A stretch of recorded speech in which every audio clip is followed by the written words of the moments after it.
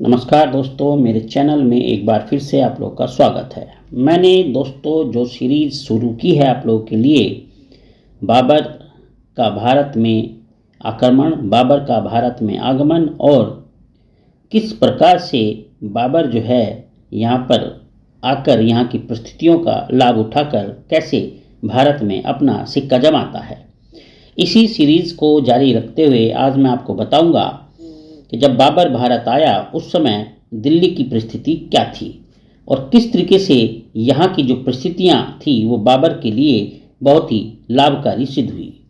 देखो दोस्तों, जब बाबर भारत आता है तो उस समय जो दिल्ली सल्तनत थी वो अपने पतन की तरफ बढ़ रही थी।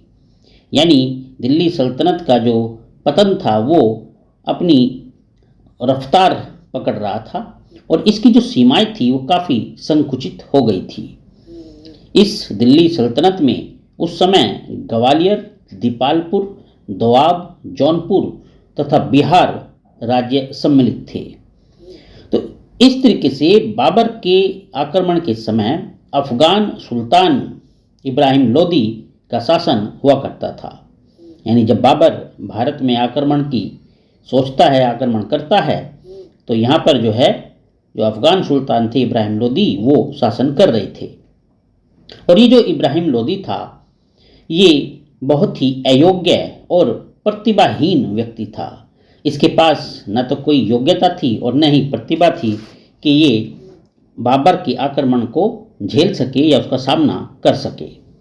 अमीर वर्ग के साथ भी उसके संबंध बहुत बढ़िया नहीं थे और अनेक अफगान सरदार उसकी निष्ठुरता और उसके अविश्वास के कारण उससे हमेशा दूर यानी एक दूरी बनाए रखते थे।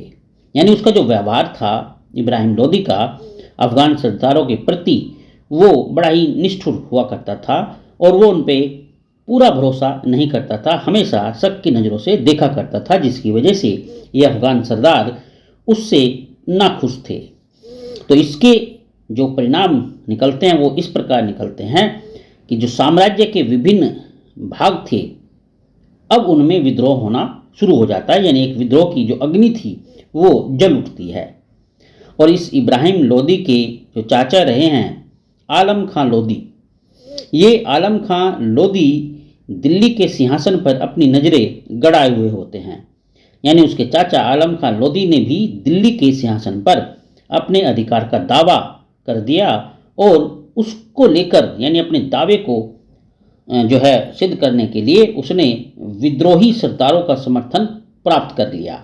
अब अगर दोस्तों मैं बात करूं बिहार की, तो बिहार में दरिया खां नौहानी जो दिल्ली सल्तनत के अधिकारी गवर्नर हुआ करता था, तो इस नौहानी ने भी विद्रोही सरदारों को अपने यहाँ शरण देनी शुरू कर दी थी। यानी जो नौहानी था बिहार में, ये भी इब्राहिम लोदी के खिलाफ चल रहा था। उसकी मृत्यु के पश्चात उसका जो पुत्र रहा बहार खां नौहानी, ये जो बहार खां नौहानी था उसने अपने आप को स्वतंत्र घोषित कर दिया और इसी प्रकार से जौनपुर में नासिर खां तथा मारूफ खां फार्मूली के नेतृत्व में अफगान दिल्ली सल्तनत से स्वतंत्र होना चाहते थे। यानी उनके मन में भी दिल्ली से स्वतंत्र होने की जो आग थी वो जल रही थी। तो इस प्रकार से ऐसी जो व्यवस्था थी दिल्ली की वो नहीं कही जा सकती कि वो विदेशी आक्रमणों का सामना कर सकती थी। इब्राहिम लोदी के लिए एक ये बहुत ही अत्यंत कठिन कार्य था कि वो किसी विदेशी आक्रमण का सामना करे। तो इस प्रकार से जो देखा जाए, अगर अब पंजाब पर थोड़ी सी नजरें डालें तो पंजाब दिल्ली सल्तनत के अधीनस्थ एक प्रांत हुआ करता था। तो इस प्रकार से जो पंजाब था वो अब दिल्ली सल्तनत का एक नाम मात्र का ही अंग रह गया था। दौलत खां सुल्तान इब्राहिम लोदी के व्यवहार से बिल्कुल भी खुश नहीं था और वो काफ़ी असंतुष्ट उसके व्यवहार से चल रहा था और दिल्ली से किसी भी तरीके से अपने संबंध खत्म कर लेना चाहता था और वो भी अब स्वतंत्रता चाहता था। यानी वो भी एक आज़ाद पंछी की तरह एक स्वतंत्र होने की लालसा उसके मन में जगी हुई थी। इस प्रकार से इस दौलत खां ने अपनी स्वतंत्रता की आग को बुझाने के लिए यानी अपनी स्वतंत्र होने की भावना को पूरा करने के लिए सन 1525 ईस्वी में विद्रोह कर दिया और बाबर को सुल्तान इब्राहिम लोदी के विरुद्ध आक्रमण करने के लिए इनवाइट कर दिया। यानी ये जो दौलत खां लोदी था, इसने और 4 कदम आगे बढ़कर जो है अपना काम पूरा कर दिया और इस विदेशी आक्रांता यानी बाबर को जो है भारत में निमंत्रण भेज दिया आक्रमण करने का इब्राहिम लोदी के खिलाफ।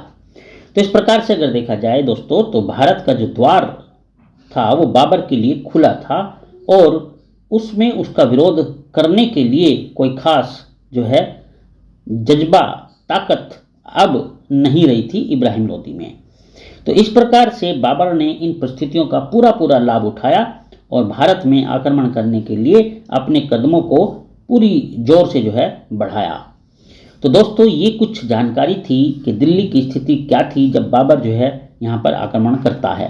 उम्मीद करता हूँ आपको काफ़ी अच्छा लगा होगा, कमेंट करके ज़रूर बताना। और दोस्तों, अगर चैनल सब्सक्राइब नहीं किया तो एक बार ज़रूर कर लीजिएगा। चलिए, मुझसे जुड़े रहने के लिए आपका बहुत बहुत शुक्रिया।